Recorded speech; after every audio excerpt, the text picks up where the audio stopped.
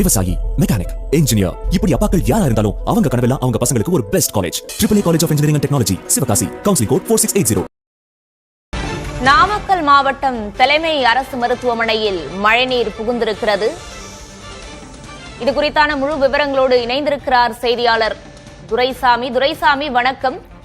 அங்கு மீட்பு பணிகள் நடைபெறுகிறதா? என்ன விவரம்? சௌந்தர்யா, இந்த சம்பவமானது ராசிபுரம் மாவட்ட அரசு தலைமை மருத்துவமனையில் தான் நடைபெற்றிருக்கிறது.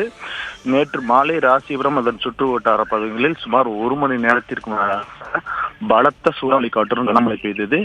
110 மில்லிமீட்டர் மழை பெய்துள்ள நிலையில் பல்வேறு இடங்களில் மழைநீர் தேங்கியதோடு மரங்கள் முறிந்து போக்குவரத்தும் பாதிக்கப்பட்டது. இந்த நிலையில் கனமழை காரணமாக ராசிபுரம் அரசு தலைமை மருத்துவமனைக்கு மழைநீர் புகுந்ததால் உள்நோயாளிகள் பிரிவு, பிரசவ வார்டு பகுதி மற்றும் பல்வேறு பகுதிகளில் மழைநீர் தேங்கியதால் அங்கிருந்த நோயாளிகள் கடும் அவதிக்கு உள்ளாகினர்.